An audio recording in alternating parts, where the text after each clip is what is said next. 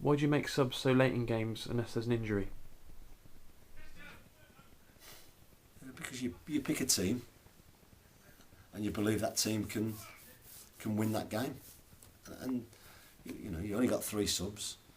I suppose we could all be better at making substitutions at the right time, but I'll make substitutions when I think they're right.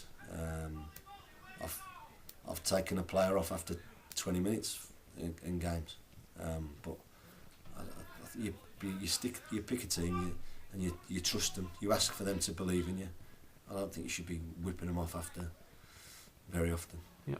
Okay. Do you think lack of promotion this season would be a failure? No. No one's got any guaranteed right to get promotion. No one. There's some really good teams, some really strong teams. I'm desperate for promotion. The club are desperate for promotion, but it doesn't mean you're going to get it. We want to be better than we were last year, so that automatically means minimum playoffs and promotion. But failure, I don't know. Some people might do, but for a club like ours to be competing, then I think things are going okay. Okay. Why have you dropped your top goal scorer after Christmas for the last 2 seasons?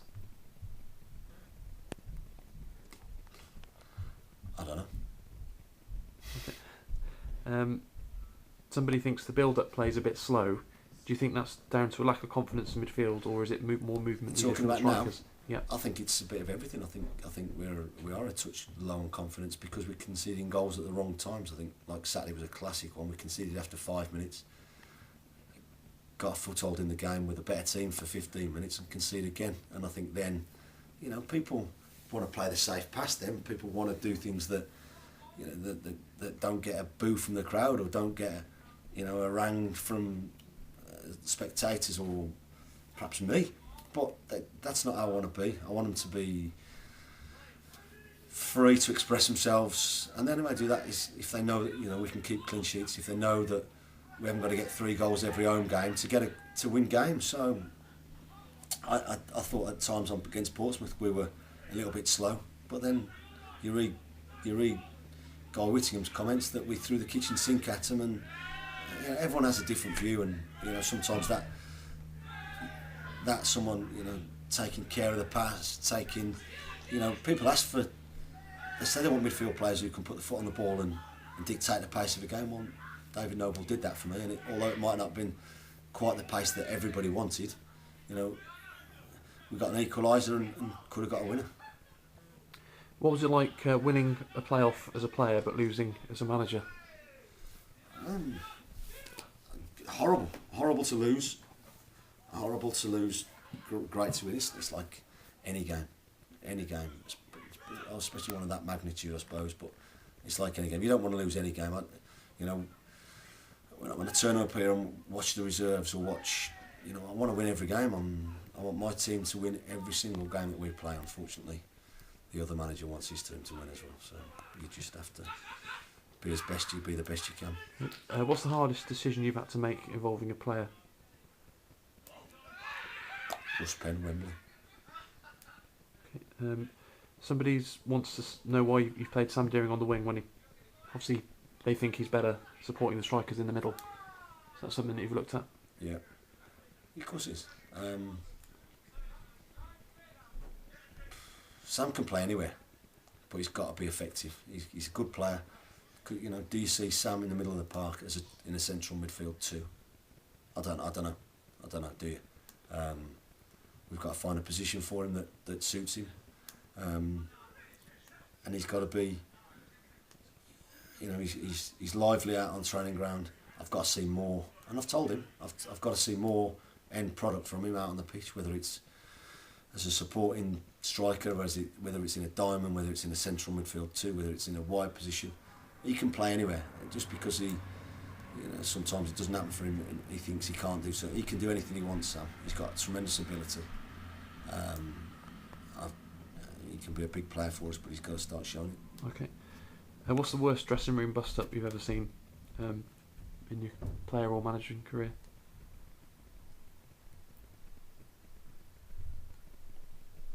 I haven't seen too many, to be fair. I saw Steve Thompson when I was at Lincoln. I saw Steve Thompson literally pick up a guy called Matt Carmichael and literally by the throat. And Matt was an ex-soldier, and he literally just picked him up. But I haven't seen too many. I remember Cots away at Carlisle. John Atkinson will tell you the story better than I will. He flew off the handle, chucked a plate of sandwiches against the wall. A slice of cucumber come down and just dropped on John's head. So I think not really a bust up, but just a. I've seen a few. But yeah, there's no, and you can. I think there's the time and a place for a dust up and a few words, but you know, not every week. You mentioned Steve Evans earlier, that you actually get on right with him. What do you think of Steve Evans? Somebody's asked. I think he does well. You know, he gets teams. He's been fortunate that he's gone to a couple of clubs where they've had a bit of money at the right time. But you look at his record of signing players. He knows a player, and he gets people. The players might not sound like they always like him, but he gets good players because he can, and he looks like he gets effective teams. What are you still hoping to achieve at Cheltenham Town? Well, promotion. The club's What- in a good state financially, so we have to do it prudently, and that's credit to the board and the chairman and everybody concerned, you know. Why do you think the form has dropped off a bit over the winter period? Because you've had, not this season, but you've had great starts, haven't you, and haven't quite been able to keep it up. Sorry, second half of the season. I don't know whether that's the size of the squad, whether that's whatever, but hopefully that'll be the reverse this year. What do you think was the best idea you got from Turkey, from your Best idea. pro licence course?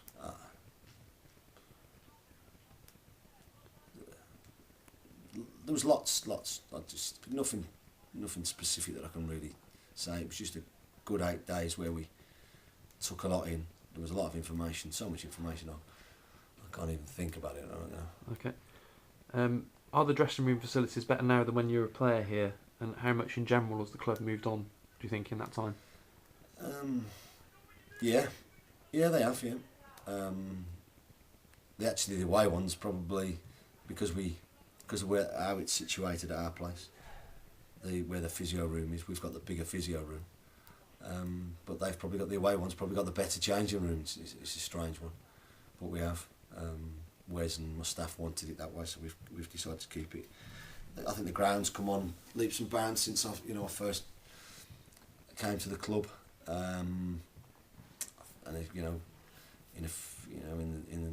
whenever if we can get the main stand, if that was to do, I think the club would have a really nice home ground.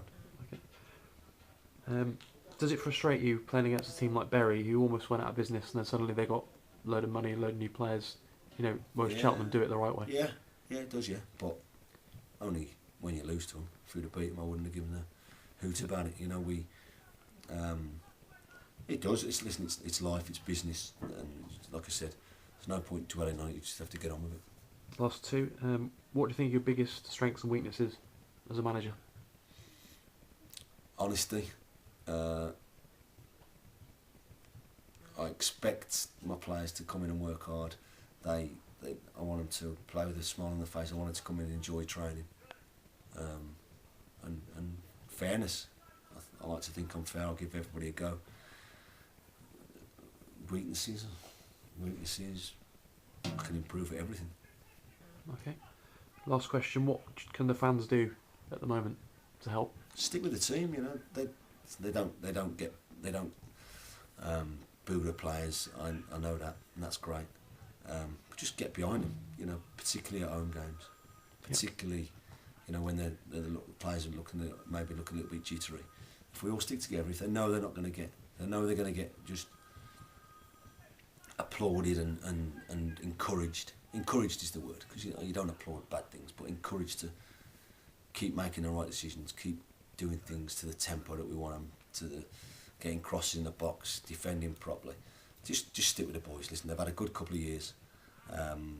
We've made a number of changes. We're having to adapt to certain things. this squad will come good. I have no doubt, but we'll do that together.